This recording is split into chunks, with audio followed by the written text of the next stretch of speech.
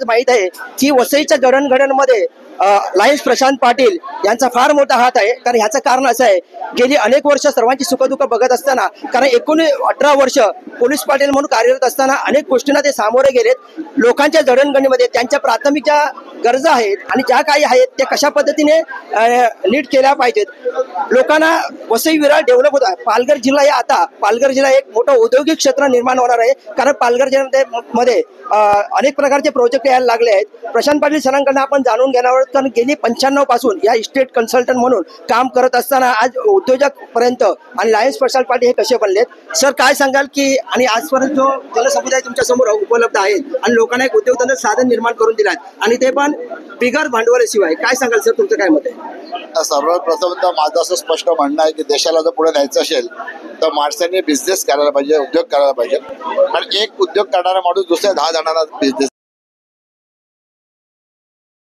एक संघटनात्मक बांधणी करणं, जसं बंजारा समाज असेल किंवा नाका कामगार असेल, आपले स्टेजर असतील, असे अनेक प्रकारचे समाजामध्ये ग्रुप आहेत, घटक आहेत जे समाजाला घडवत असतात, समाजाला मोठ्या करत असतात. ते दिसत नाहीत पण त्यांच्यामुळे हे सगळं चाललं असतं. त्यामुळे ते अत्यंत गरजेचं आहे. आणि ज्यावेळेला मुंबई एवढी मोठी होते, मुंबई वाढते आणि आपला पालघर जिल्हा आता या नवीन मुंबईच्या दृष्टिकोनातून वाढतोय. एवढे मोठे मोठे प्रकल्प आपल्याकडे येतात. वाढवड मंदिर आपल्याकडे येत आहे, आपल्याकडे कोस्टल रोड येतोय, आपल्याकडे अलिबाग कॉरिडॉर येतोय, आपल्याकडे मुंबई दिल्ली एक्सप्रेसवे येतोय, आपल्याकडे बुलेट ट्रेन जाते, आपल्याकडे फ्लॅट कॉरिडॉर जाते, काय काय नाहीये. आणि आता वसई आणि विरार ही टर्मिनस होत आहेत. त्यामुळे हे जे एवढ्या मोठ्या प्रमाणामध्ये ही जेव्हा वाढ होणार आहे त्यामध्ये मोठ्या प्रमाणात लोक सुद्धा वाढणार आहेत. आणि हे लोक वाढत असताना इथूनच्या समस्याही कळत वाढणार आहेत. ज्या पायाभूत सुविधा आहेत त्यासाठी अनेक राजकीय पक्ष किंवा प्रशासन काम करतात. पण त्याच्या व्यतिरिक्त जो अनेक समाजाचे जे घटक आहेत, हे समाजाचे घटक आहेत, त्यांना एकत्रित करणं आणि त्यांच्या न्याय हक्कासाठी लढणं, त्यांना योग्य दिशेने काम करायला भाग पाडणं किंवा त्यांचं जे ट्रॅक चुकत असेल त्याला बरोबर आणणं, त्यांना सपोर्ट करणं आणि एकमेकात सहाय्य करून अवघे धरून सुपंत याप्रमाणे त्यांना पुढे नेणं, हे एक महत्वाचं काम आहे. याबरोबरच हे सगळं होत असताना आदिवासी समाज आहे, गोरगरीब आहेत, ज्यांची जे अत्यंत त्यांची दयनीय स्थिती आहे, अशा लोकांना हा जो विकासाचा भाग आहे मिळत नाही. तर तो समाजातील विकसित लोकांकडून घेऊन त्या अविकसित लोकांपर्यंत नेणं, पोहोचवणं, त्यांच्या मूलभूत सुविधा, आपण पायाभूत म्हणतो पण मी मूलभूत सुविधा अशासाठी म्हणतो, त्यांचं आरोग्य, त्यांचं शिक्षण, या सगळ्या गोष्टी खूप महत्वाच्या आहेत. आणि इव्हन जर मधला भाग सोडला तर बाकीचा भाग हा शेतकऱ्यांचा आहे. त्या शेतकऱ्यांची पण परिस्थिती अत्यंत बिकट आहे. आणि आपण सर्व करू शकतो पण आपल्याकडे जर शेतात पिकलेलं तर आपण खाणार काय, आपल्या दुसऱ्यावर अवलंबून झालंय. तर अशा वेळेस शेतकऱ्यांना सुद्धा सपोर्ट करणं, अशा प्रकारे या सगळ्या स्तरावरती काम करणं आपल्याला गरजेचं आहे. आपण आपल्या परिधी जेवढं शक्य आहे तेवढं करायचं. मला असं वाटतं की आता इस्टेट कन्सल्टंट मंडळ हे जेवढं आहे हे मोठ्या प्रमाणात यासाठी काम करू शकतं. जर आपण आपल्या कामाव्यतिरिक्त थोडासा वेळ यासाठी दिला तर आपण करू शकतो. अनेक सामाजिक संस्था आहेत, लायन्स क्लब आहे किंवा आम्हाला ह्युमन राईट्स आहे, राष्ट्रीय सैनिक संस्था आहे, या आपले असोसिएशन आहे, या सगळ्यांनी मिळून जर एकत्रित अशा प्रकारचं काम केलं तर आपण, मी हे म्हणत नाही की मी देशभरात काहीतरी बदल करेन, पण ज्या विभागात आपण काम करू त्या विभागामध्ये एक चांगले इम्पॅक्टफुल काम करू शकतो, समाजाला आपण पुढे नेऊ शकतो. आणि या आपण आज ज्या स्थितीवर परिस्थितीत पोहोचल्यात त्यामध्ये अनेकांचे त्याग, अनेकांचे कष्ट आहेत. त्यामुळे कुठेतरी त्याचा परतावा आपल्या आयुष्यातून व्हायला पाहिजे, त्या दृष्टीने मी प्रयत्न करतो. त्यामुळे मला वाटतं प्रत्येक माणसाशी थोडं कनेक्शन आपलं होतं. आणि एकदा आपण सर्टन लेवलला मोठं झाल्यानंतर आपण आपल्या लोकांना विसरून चालत नाही. तुमच्याकडे पैसा, संपत्ती आणि तुमचं जे प्रसिद्धी आहे ही काही काळापुरता राहते किंवा जाते सुद्धा, पण तुमचे जे रिलेशन्स आहेत, लोकांचे जे संबंध आहेत, जे प्रेमाचे संबंध आहेत, लोकांच्या हृदयात तुमची जी जागा आहे ती कायमची राहते. त्यामुळे असं आपण राहिलं तर आपल्याला दुसऱ्या कशाची गरज लागत नाही. आणि सगळ्यात शेवटचं सांगेन की जेव्हा तुम्ही कोणाकडून काहीतरी अपेक्षेने मदत करता तेव्हा तिथे तुमचा काहीतरी व्यवहार असतो. तुम्ही अपेक्षा न ठेवता जर मदत केली लोकांना तर त्यानंतर त्या लोकांचं तुमचं जे रिलेशन आहे ते निरंतर राहणार आहे आणि मग असे लोक आपल्याबरोबर राहतात. सर बघा, इस्टेट कन्सल्टंट हा एक सीपी पार्टनर म्हणजे बिल्डर लोकांचा चायना पार्टनर व्हायला लागला आहे. अवघी त्यामध्ये त्यांच्याकडे काही रूल्स रेग्युलेशन प्रमाणे जर आम्हाला डेव्हलपमेंटसाठी पैसा आला तर त्याला कशा पद्धतीने तुम्ही मार्गदर्शन कराल? मी तर सगळ्यात पहिल्यांदा तेच सांगितलं की आता लोकांनी पुढे जायला पाहिजे, ग्रो व्हायला, टू ग्रो असं म्हणेल. कसं आहे की जसं आता राणेंनी स्वतःची डेव्हलपमेंट केली, नालासोपाराच्या तुमच्या काही टीम सुद्धा हे डेव्हलपमेंट करतात, तर काही लोकांनी एकत्र येऊन अशाच प्रकारचं ग्रुप बनवून सगळ्यांच्या सहकार्याने आपण जर अशा प्रकारची डेव्हलपमेंट केली आणि बिल्डर्स लोकांना सपोर्ट केला तर त्यांचा पण व्यवसाय चांगला जाईल, ते इकडे येतील, आपण त्यांना व्यवसाय दिल्यामुळे आपल्याला पण 2 पैसे अधिक मिळतील. त्यामुळे एकमेकांना सहाय्य करू अवघे जरूर सुपंथ, अशा प्रकारे आपण ग्रो करू शकतो.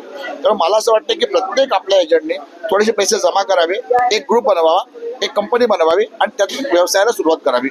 प्रत्येक व्यवसाय थोड्यातून सुरू होतो पण तो नंतर मोठा निश्चित होतो. सर, अनेक असे इस्टेट कन्सल्टंट आहेत, त्यांना प्रॉपर नॉलेज नसल्यामुळे अनेक बिल्डिंगमध्ये जाऊन एखाद्या क्लायंटला घेऊन जातात. त्यावेळी कुठेतरी त्यांचे प्रॉब्लेम निर्माण होतात. काही त्यावेळेस सीसी नसतात, गोष्टी नसतात, त्यामुळे कागदपत्रांची बरोबर पडताळणी होत नाही. त्यामुळे आपल्याकडे एक सेशन व्हावं अशा पद्धतीने आपल्या इस्टेट कन्सल्टंट लोकांसाठी. तर काय त्याच्यासाठी मार्गदर्शन? नाही, याबाबतच मी आता जाधव साहेबांशी सुद्धा बोललो की अशा प्रकारच्या ओरिएंटेशनचे वेगवेगळे कार्यक्रम आपण घ्यायला सुरुवात करूया. त्यासाठी आपल्याकडे स्वतःची जागा असायला पाहिजे, नसेल तर आपण कुठेतरी करूया. त्यामध्ये इस्टेटना मार्गदर्शन असेल किंवा त्यांच्या पर्सनॅलिटी डेव्हलपमेंटसाठी असेल, की त्यांना कायद्याच्या नॉलेजसाठी असेल, त्यांना कन्स्ट्रक्शनच्या नॉलेज संदर्भात असेल, त्यांना ज्ञान देऊन त्यांना जाणतं करणं हे त्यांना कळायला पाहिजे. त्याबरोबरच हे जे पेपर्स तुम्ही सांगता, माहिती अधिकारातून हे पेपर कशा प्रकारे काढायचे ते त्यांना आपल्याला शिकवून त्यांना शहाणं करावं लागेल. आणि त्याबरोबरच आपल्याला त्यांना हे पण शिकवावं लागेल की मागच्या काळामध्ये असे पेपर काढून ब्लॅकमेलिंगचे कामं पण खूप झाली. आपल्याला त्या फंदामध्ये पडायचं नाही, कारण एकदा त्याच्यामध्ये नाव जर खराब झालं तर भविष्यामध्ये व्यवसाय करणं अत्यंत मुश्किल आहे. त्यामुळे आपण आपल्यापुरतं काम करून आपल्याला आपला कस्टमर आपण ज्याला आपण नेणार आहे तो फसणार नाही याचा प्रयत्न करणं आपलं सगळ्यात महत्त्वाचं काम असेल आणि ते ट्रेनिंग आपण त्यांना निश्चित देऊ.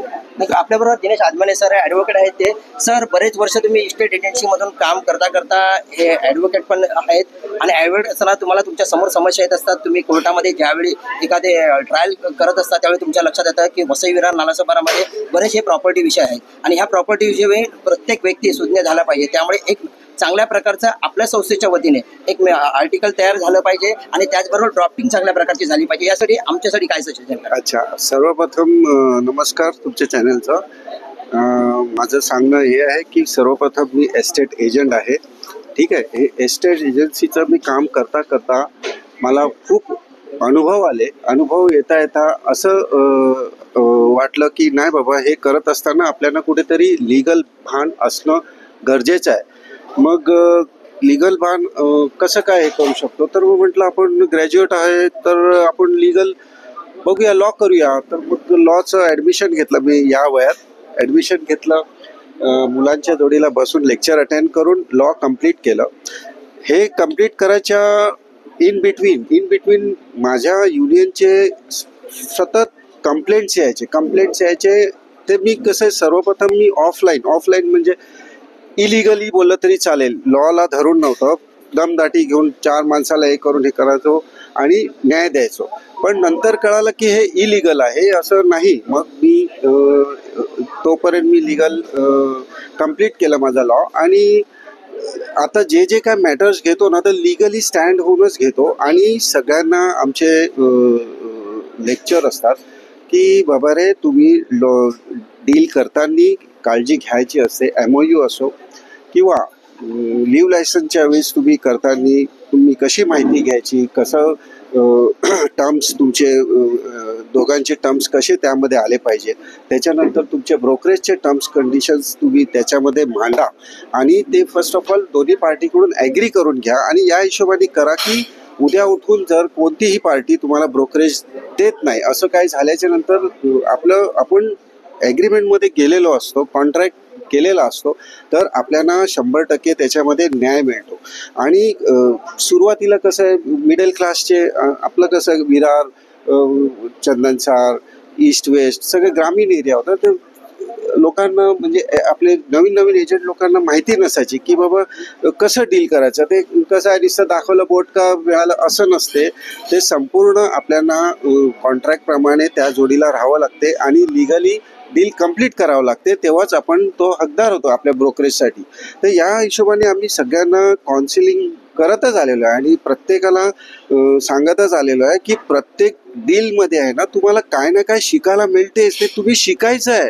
आणि ते शिकून पुढच्या डीलमध्ये आपल्याला जो फटका बसलेला आहे तो तसा फटका लागला नाही पाहिजे, असं हे करून प्रत्येकाला आम्ही काउन्सिलिंग करत असतो. आणि आता आजच्या पोझिशनला बघितलं तर छान प्रमाणे प्रगती आहे. आणि आता आपण ॲडव्हान्स दुनियामध्ये चाललेलो आहोत.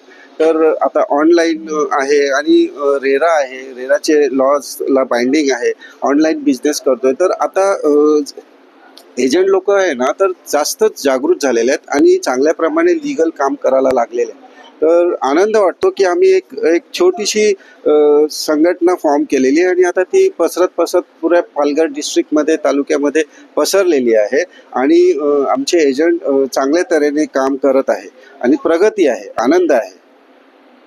नक्कीच सर, आपल्याबरोबर आपले सचिव आहेत, म्हणजे या संस्थेचे पाठीचा कणा आहे आणि गेली अनेक वर्ष आपण 16 वर्ष या इस्टेट कन्सल्टंटचं काम करत असताना चांगल्या प्रकारचं वसई विरार नालासोपारामध्ये चांगल्या प्रकारचे डील होत आहेत. लोकांचे परिवार सुखसंसार चांगल्या प्रकारचे झाले. जाधव साहेब, काय सांगाल की ह्या मागचं गमक काय?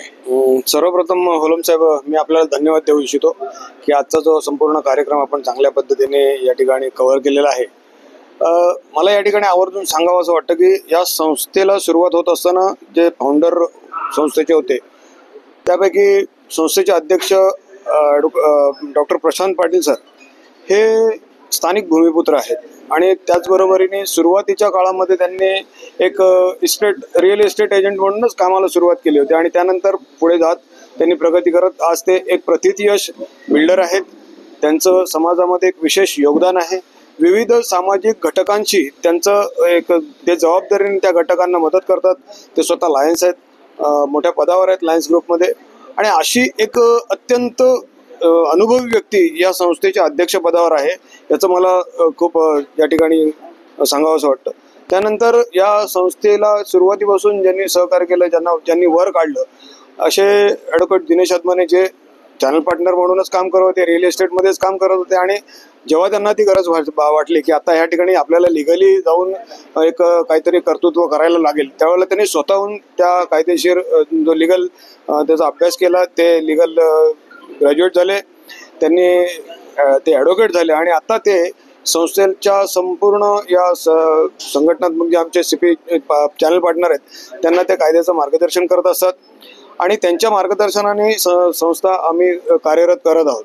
या आमच्या संस्थेमध्ये विविध प्रकारच्या रिअल इस्टेट एजंटना समस्या असतात, त्या बाबतीत त्यांचं निराकरण करण्याचा आमचा प्रामाणिक प्रयत्न असतो. त्याचबरोबर रिअल इस्टेट एजंटची जबाबदारी काय आहे, त्यांनी कशा पद्धतीने व्यवसाय करायला पाहिजे, त्यांना येणाऱ्या अडचणीमध्ये त्यांनी कसा मार्ग काढायला पाहिजे, त्याचं आम्ही प्रात्यक्षिकाद्वारे त्यांना आमच्या अनुभवाद्वारे मार्गदर्शन करतच असतो. यापुढेही या विभागातील, कारण आत्ता सरांनी सांगितलं त्या पद्धतीने हा जो पूर्ण पट्टा आहे हा एवढा मोठ्या प्रमाणात डेव्हलपमेंट होत आहे, त्यावेळेला या ठिकाणी काम करण्याची अधिकाधिक संधी आहे.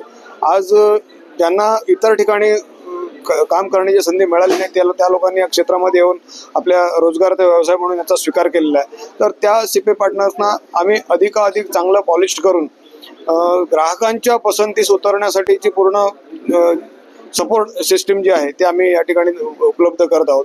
आम्ही विविध बिल्डर्सना या आजच्या अशा प्रोग्रामच्याद्वारे समोर आणत आहोत की ज्यांच्या थ्रू आमच्या रिअल इस्टेट एजंटना काम करण्याची मोठ्यात मोठी संधी मिळेल. त्यांच्या काम करण्याची जी तिकीट साईज आहे ती जास्त मोठ्या प्रमाणात होईल आणि ते आपल्या स्वतःचा आणि या समाजाचा चांगला परिणाम घडू शकतील. अशा पद्धतीने हे आमचं कामकाज चालू आहे आणि आमची संपूर्ण टीम ही आमचे कमिटी मेंबर्स आहेत ते सर्व या ठिकाणी ॲक्टिव्हली काम करत आहेत.